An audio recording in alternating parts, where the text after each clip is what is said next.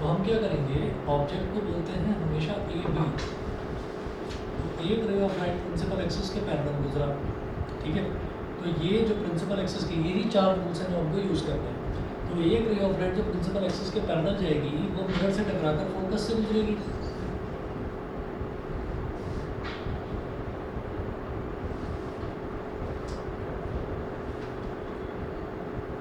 Mirror से टकराकर focus से गुजरेगी, ठीक है।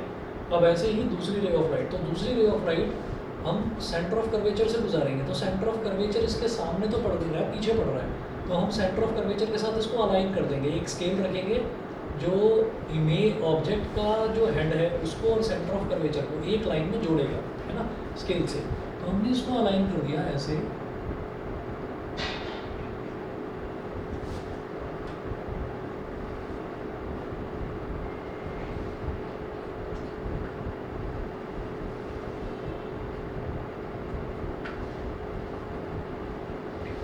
ऐसे अलाइन करा तो ये जिस रास्ते जाएगी उसी रास्ते वापस लौट आएगी।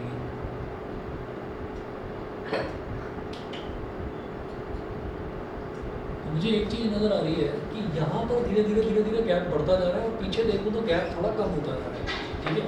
तो हम ये कहेंगे कि इधर अगर इन रेज ऑफ लाइट को हमने बढ़ाया तो ये रेज ऑफ लाइट कहीं पर इंटरसेक्ट नहीं करेंगी। देखिए एक चीज़ ध्यान रखनी है कि जो भी हमारी रिफ्लेक्टेड रेज ऑफ लाइट है जहाँ पर वो इंटरसेक्ट करेंगी हमारी इमेज में वहीं पर बनती है, ठीक है। तो ये जो रिफ्लेक्टेड रेज ऑफ लाइट है ये यहाँ पर इंटरसेक्ट करती हुई नज़र नहीं आ रही है, तो इनको पीछे एक्सटेंड करेंगे तो पीछे इंटरसेक्ट कर जाएंगी ये। तो हमने क्या करा, इनको पीछे एक्सटेंड कर दिया।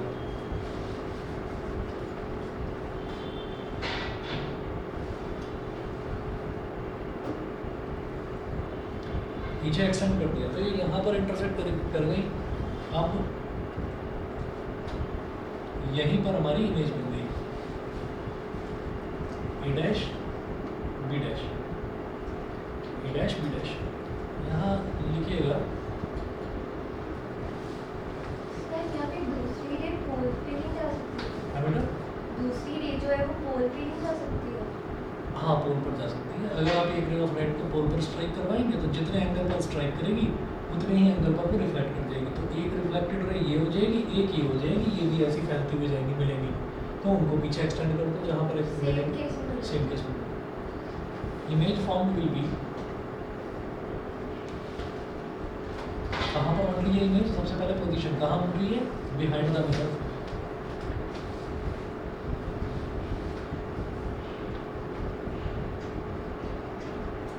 फिर उसका नेचर कैसी बन रही है, जो भी मिरर के पीछे बनेगी और सीधी जो बनती है ना इमेज उसको वर्चुअल एंड इरेक्टिव बोलते हैं।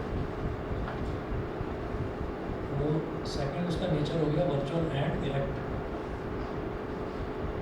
और थर्ड उसका साइज। तो दिखाई दे रहा है ऑब्जेक्ट छोटा है और इमेज बड़ी बन रही है, एनलार्ज्ड, ठीक है। इसके बाद सेकंड केस देखेंगे। सेकंड केस है when the object is placed at F. अब ऑब्जेक्ट को अगर फोकस पर ही रख दिया जाए तो क्या होगा,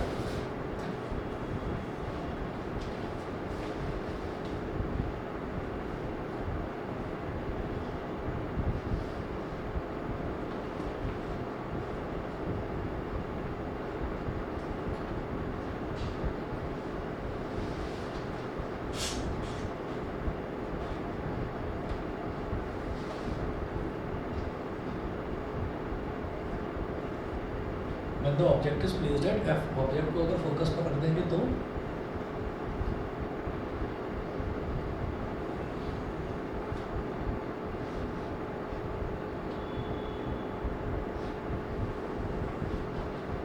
फोल हो गया, फोकस हो गया, ये सेंटर ऑफ कर्वेचर हो गया। ऑब्जेक्ट को मैंने फोकस पर रख दिया, तो ये हमारा ऑब्जेक्ट हो गया ए बी। अब हम ये कहेंगे कि एक ray of light principal axis के पैरेलल, एक ray of light principal axis के जो पैरेलल जा रही है वो मिरर से टकराकर मिरर से टकराकर फोकस से ऊपर गुजरेगी।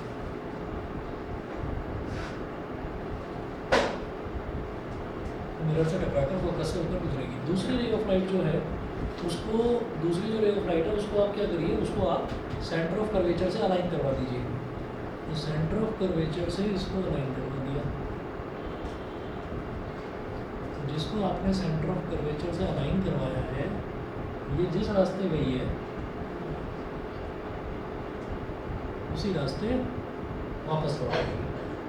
ठीक है, जिस रास्ते गई है उसी रास्ते वापस लौट आएगी। तो यहाँ पर मैं ये देख रहा हूँ कि ये रिफ्लेक्टेड रेज है। रिफ्लेक्टेड रेज जो मिरर से टकरा कर आ रही है वो रिफ्लेक्टेड रेज कहलाती है। तो ये रिफ्लेक्टेड रेज है, ये दोनों ना पैरेलल नज़र आ रही है। और इधर देखें तो इधर भी इनमें कोई गैप कम नहीं नज़र आ रहा। जैसे यहाँ पर था, यहाँ पर ये थोड़ी खुलती हुई नज़र आ रही थी और पीछे गैप कम था। तो मुझे लग गया था कि मैं अगर पीछे एक्सटेंड करूँगा तो मिल जाएगी, और इधर एक्सटेंड करेंगे तो इधर खुलती हुई जा रही है, यहाँ ही मिलेगी नहीं। तो इसका मतलब क्या है कि यहाँ पर एक्सटेंड करें तो भी नहीं मिलेगी, यहाँ एक्सटेंड करें तो भी नहीं मिलेगी। तो इसका मतलब पीछे एक्सटेंड करने का तो कोई फ़ायदा है नहीं। आप यहीं पर कहेंगे कि इन्फिनिटी, यहाँ पर लिख देंगे इन्फिनिटी। ये इन्फिनिटी का सिंबल होता है, लेटा हुआ 8 बना दीजिए ऐसे, है ना, हॉरिजॉन्टल 8 बना दीजिए। ये इन्फिनिटी का सिंबल होता है। इसका मतलब पैरेलल रेज ऑफ लाइट कहाँ पर मिलती है, ये कहते हैं इन्फिनिटी पर मिलती है। ठीक है, तो यहाँ लिख देंगे इसका इमेज फॉर, इमेज की प्रॉपर्टीज, इमेज फॉर, मतलब ये इंफिनिटी का साइन दिखाना जरूरी है। हाँ ज़रूरी है, चाहो तो मत दिखाओ, कोई बात उसका कोई नहीं। इम्पोर्टेंट कोई प्रॉब्लम नहीं। इमेज फॉर्म विल बी, सबसे पहले उसकी पोजीशन की इमेज कहाँ बनेगी, विल बी एट इन्फिनिटी। दूसरा पोजीशन हो गया, फिर उसका नेचर। नेचर क्या होगा, जो इस तरफ बन रही है, जो रेज ऑफ लाइट इस तरफ जा रही है, तो उसका नेचर क्या होगा, real and inverted. Same side पर अगर मिरर के केस में इमेज बनती है तो real and inverted.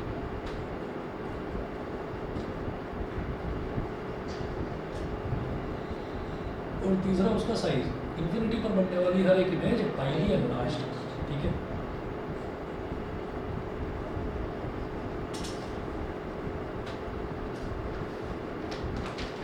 Highly enlarged, ये हो गया। सर लेंसेज में रिफ्लेक्शन नहीं होता। रिफ्लेक्शन नहीं होता, रिफ्रैक्शन तो होता है। यहाँ पर रिफ्लेक्शन है और रिफ्रैक्शन नहीं होता।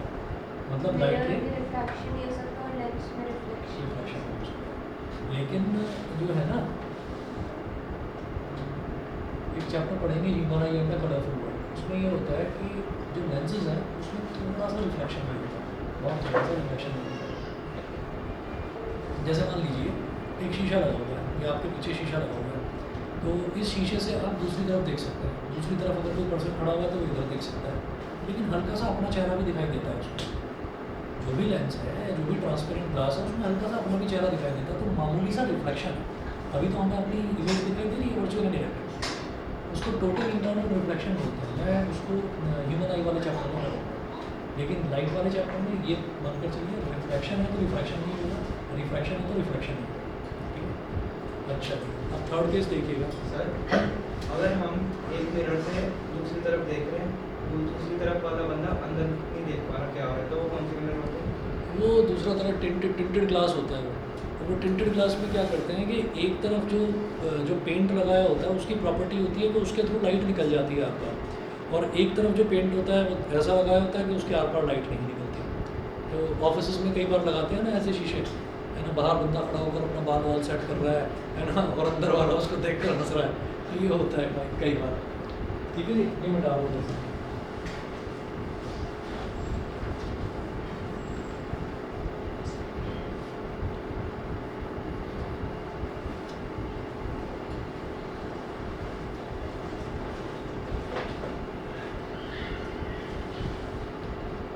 Chemical question.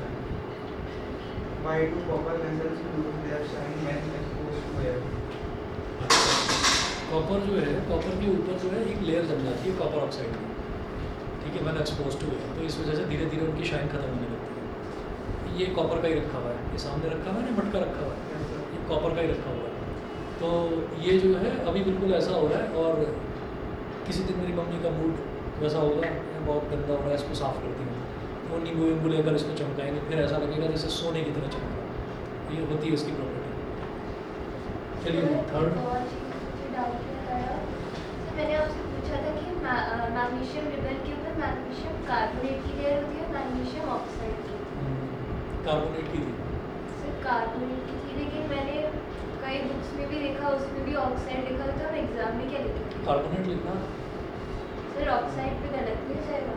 नहीं, मतलब कार्बोनेट पे ऑक्साइड गलत की नहीं मैं होगा? बताता हूँ क्या है कि वो क्या है ना कि ये बताते हैं कि मैग्नीशियम रिबन जो है ना वो पूरी तरीके से जल जाता है ऑक्सीजन में। तो जलने के बाद में ना सिर्फ एशेज ही बचती हैं। तो इस वजह से ये नहीं कह सकते कि उसके ऊपर ऑक्साइड की लेयर डिपॉजिट हो गई। ऑक्सीजन तो उसको पूरा जला देता है। मैंने पढ़ा था जब आपने पूछा था, ठीक है। तो मैंने अलग अलग क्वेश्चंस के आंसर भी देखे, तो वो कार्बोनेट ज़्यादा बेटर है कि उस पर कार्बन डाइऑक्साइड के साथ रिएक्ट करके कार्बोनेट की लेयर डिपॉजिट हो जाती है। ऐसे ही वो सिल्वर का तुमने पूछा था, सिल्वर वाला, तो सिल्वर के ऊपर भी सल्फाइड की लेयर डिपॉजिट होती है। उसमें भी अलग अलग वेबसाइट्स पर आप देखोगे तो सिल्वर ऑक्साइड मिलेगा, ठीक है, लेकिन सल्फाइड है। मैग्नीशियम का Majority में मैग्नीशियम ऑक्साइड ही लिखा होता है। कार्बोनेट, हाँ कार्बोनेट बिल्कुल सही है, मेरे को समझ में भी आ गई वो चीज़। चलिए जी थर्ड देखिए। क्वेश्चन हाँ क्वेश्चन है बोलो ना। why is the bag used for potato chips flushed with nitrogen gas? क्या दोबारा बोलो।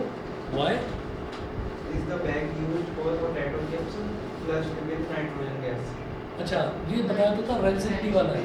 रेंसिडिटी वाला है। रेंसिडिटी में ये होता है कि जो भी फूड है ना, जो भी खास तौर पर जो फ्राइड फूड है उसमें फैट्स होते हैं शामिल।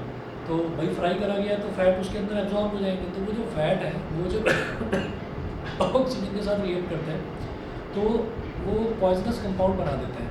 तो ऑक्सीजन से उनका कांटेक्ट ना होने पाए तो नाइट्रोजन जो है ना, नाइट्रोजन उनको डीऑक्सीफाई कर देता है, मतलब ऑक्सीजन से रिएक्ट होने में उनको टाइम लगेगा। तो इसीलिए जो पोटैटो चिप्स वगैरह के पैकेट थोड़े फूले हुए नज़र आते हैं, उनके अंदर नाइट्रोजन भर की होती है। जब हम छोटे बच्चे थे तो ये समझते थे कि ये तो चीटिंग है, देख तो रहे तो इतना बड़ा चिप्स का पैकेट है, खोल कर देखा तो आधा भी नहीं है, ठीक है।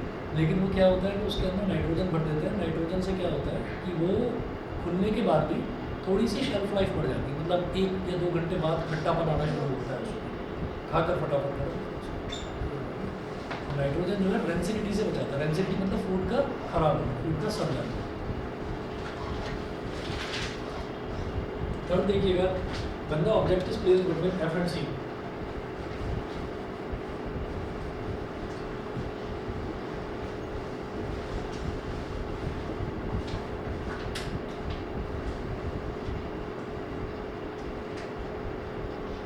ये 3-4 बच्चे और थे ना जिनका पेपर है। सर बात को पास करिए सारे सर ना तो घूमने गया हुआ है कहाँ घूमने चला गया? इतनी गर्मी में कौन सर घूमता है? दिल्ली गया हुआ है दिल्ली में कहाँ घूमेगा? सर अपने फोन तो मैं नीचे पहुंचा तो साइकिल नहीं खड़ी मैंने फोन करा तो बोल रहा भाई मैं तो दिल्ली घूमने जा रहा हूँ मैंने तो मैसेज नहीं खोल के देखा दिल्ली में कहाँ पर जू देखने जा रहा है अभी? सर जू देखने जा रहा है मैं पूछ रहा हूँ। पता नहीं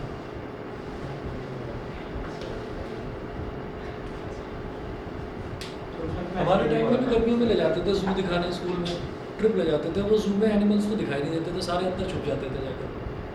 बस बच्चों को ही मजाक करने का मौका मिल जाता था। कहीं किसी को कोई बंदर दिखाई दे गया तो कहते थे तेरा भाई पेड़ के पीछे छुप रहा है, देखो रहा। सर हमारा सोसाइटी में 7 बंद हो गए अरे यहाँ पर भी है, यहाँ पर भी है। और यहाँ तो सीढ़ियों से उतरता हुआ आता बंदर। सर कल किसी के घर में घुस गया रात को जब तूफान आ रहा था और आदमी कल बहुत तेज आंधी आई। पता नहीं ये एक ही जगह, एक वो नेहरू ऑडिटोरियम है, वहाँ ले जाते हैं। गए होंगे आप लोग भी? वहाँ ले जाते हैं, आधे बच्चे तो सो जाते हैं वहाँ पर। सर हमारे स्कूल में ट्रिप ही होती है। तो ये ज़्यादा अच्छा सर है। हमारे स्कूल में हो रही है ट्रिप सिंगापुर लेके एक वहाँ पर प्रगति मैदान में वो था, वो हमारे टाइम पर एक वो लगता था, वो जुरासिक पार्क बना रखा था वहाँ पर। अजीब अजीब से डायनासोर के पुतले खड़े कर रखे थे और पीछे से वो चलता रहता था टेप रिकॉर्डर, उसमें डायनासोर के चिल्लाने की आवाज़ आती रहती थी। बच्चे दौड़ते थे इधर से उधर, बचाओ बचाओ, बस ये फन हो जाता था। यही था पहले। सर हमारे स्कूल वाले सिंगापुर लेके जा रहे हैं सिंगापुर लेकर जा रहे हैं। सिंगापुर में क्या होगा? कहाँ लेके गए? सर मेरे साथ दुबई लेके गए थे। गर्मियों में? नो सर अभी तो बाढ़ आ रखी दुबई में। सर तो एकदम सही हो रखा है अच्छा, सही है। अगले दिन सही हो गया तो चलिए। मैंने object is placed between F and C।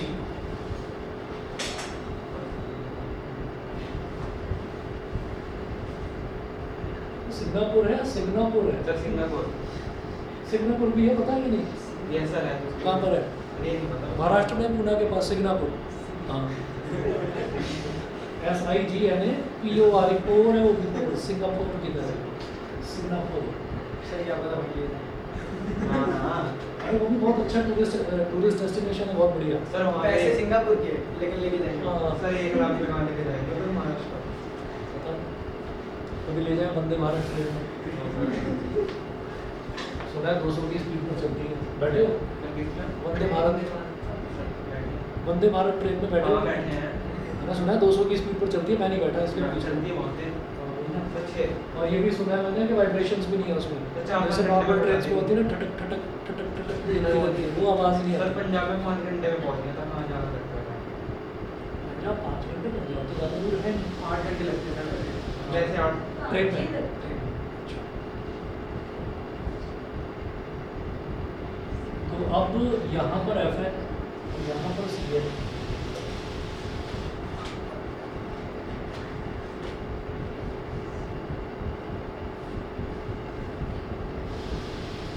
एक ray of light principal axis के पैरेलल, ये मिरर से टकराने के बाद फोकस से गुजरेगी। अच्छा, दूसरी रे ऑफ लाइट को अब ना आप जानबूझ कर, क्योंकि फोकस सामने दिखाई दे रहा है तो फोकस से गुजार दो। जो फोकस से गुजरेगी वो टकराने के बाद प्रिंसिपल एक्सिस के पैरेलल हो जाएगी। ठीक है, तो दोनों यहाँ पर मिल रहे हैं, तो इसका मतलब इमेज यहाँ पर बन रही है। तो ये हो गया A डैश B डैश। अब एक चीज़ दिखाई दे रही है कि ये तो AB है, ऑब्जेक्ट तो छोटा, इमेज बड़ी है, इमेज फाउंड हुई।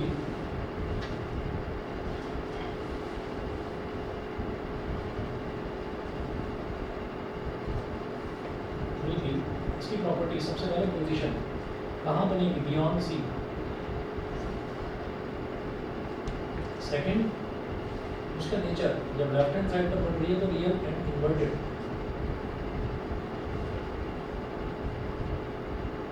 और थर्ड उसका साइज, साइज क्या है, enlarged.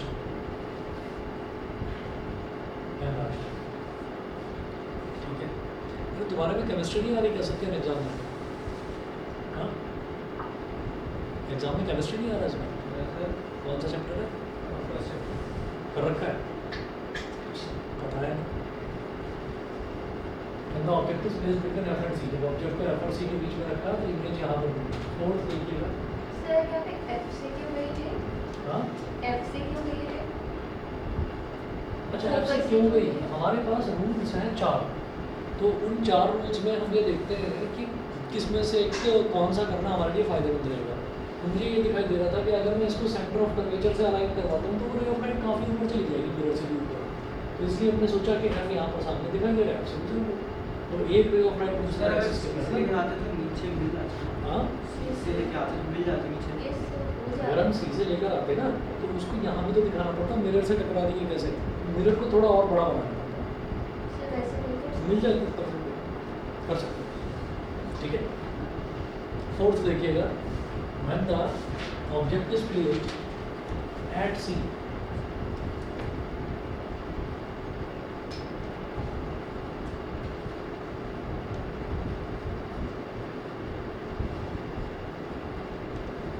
when the object is placed at C, object को अगर C पर यानी कि सेंटर ऑफ कर्वेचर पर ही रख दिया जाए तो क्या होगा?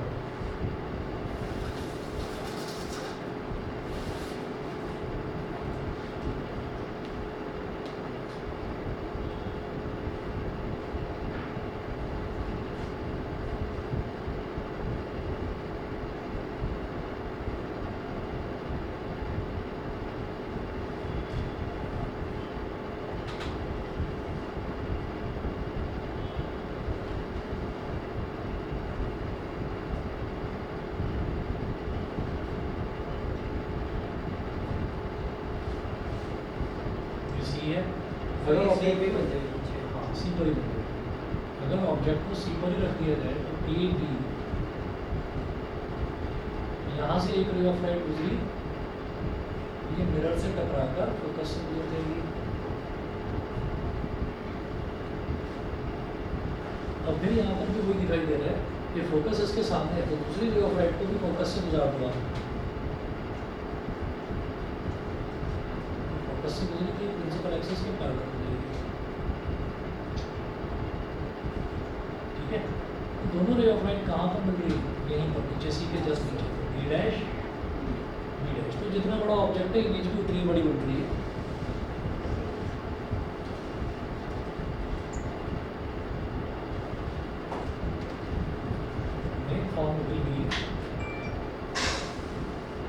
Image formed will be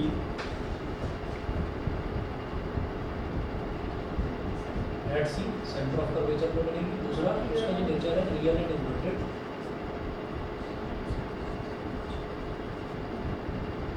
और तीसरा same size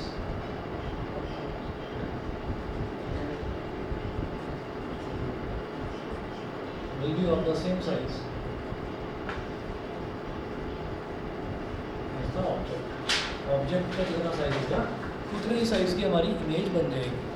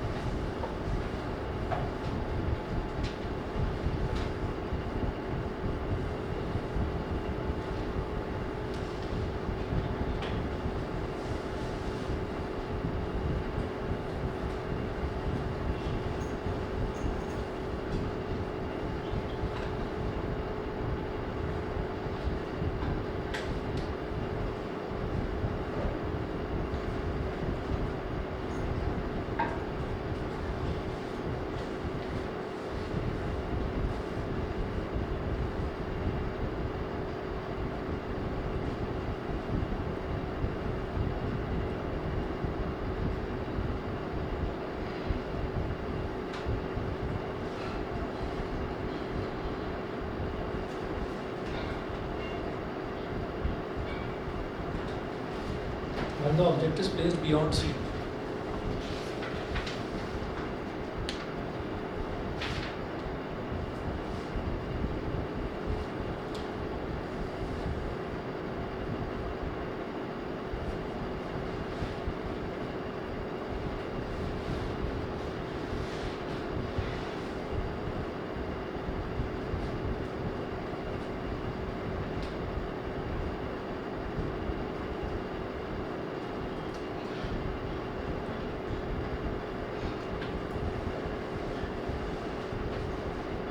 when the object is placed beyond C, तो C के पीछे रख दिया गया ऑब्जेक्ट को, तो ए भी एक ray of light principal axis के पैरेलल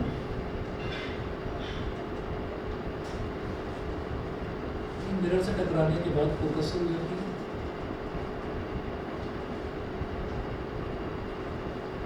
एक रे ऑफ लाइट फोकस से गुजरेगी,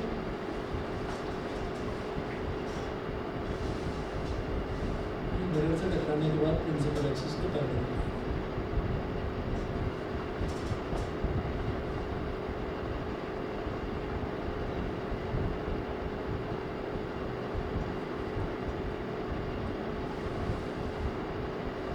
डैश बी डैश।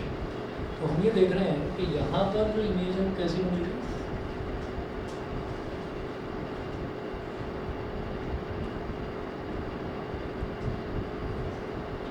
फिर भी एक तो उसकी पोजीशन कहाँ बनेगी, बिटवीन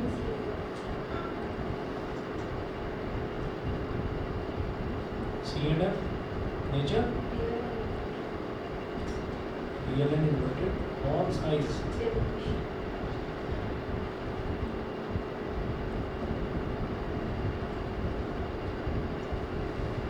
साइज है diminished.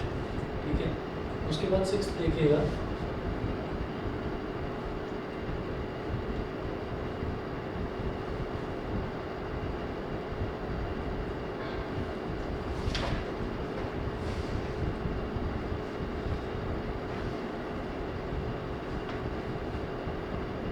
when the object is placed at infinity,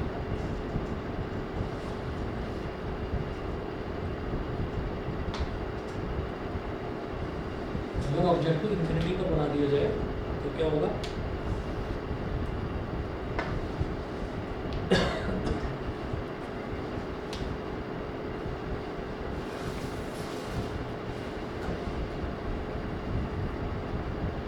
the object is placed at infinity.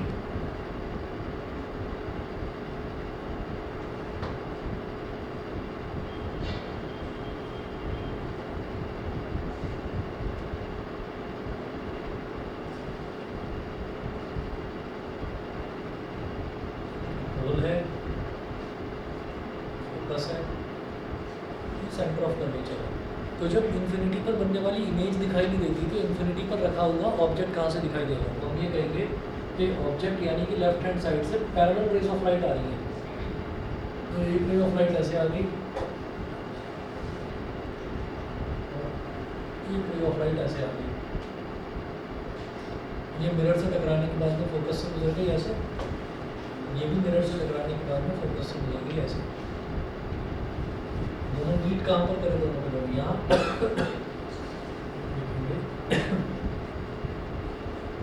Image form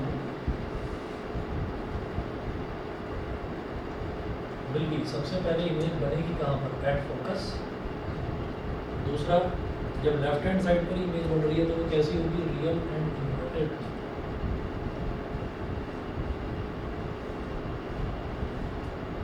और तीसरा, उसका साइज क्या होगा? पॉइंट साइज बहुत कीजिए, तो पॉइंट साइज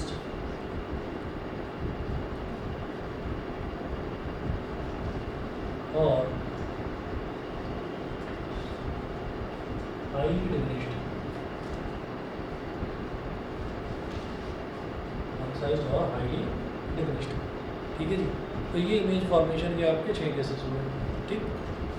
और मिरर फार्मूला, मैग्नीफिकेशन, उसके मिरेकल्स कल देखते हैं, ठीक है। तो अगर किसी को करना हो तो बता देना, मैं वही जैसे आज ग्रुप पर डाला था मैसेज ऐसे कल ग्रुप पर डाल दूँगा और ऐसे ही फर्स्ट हाफ में रख लेंगे, ठीक है। और शाम को 8 बजे अपने टाइम पर होगी क्लास, उसमें मेरे को रिफ्लेक्शन थोड़ा सा बचा हुआ है वो फिनिश करवाना, ठीक। सर कल भी होगी कल शाम को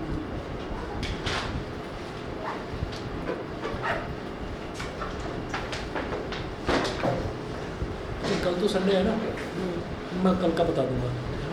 ये रिवीजन वाली क्लास तो रखेंगे, रेगुलर हो गया नहीं वो बता। Good evening sir. Okay, good afternoon.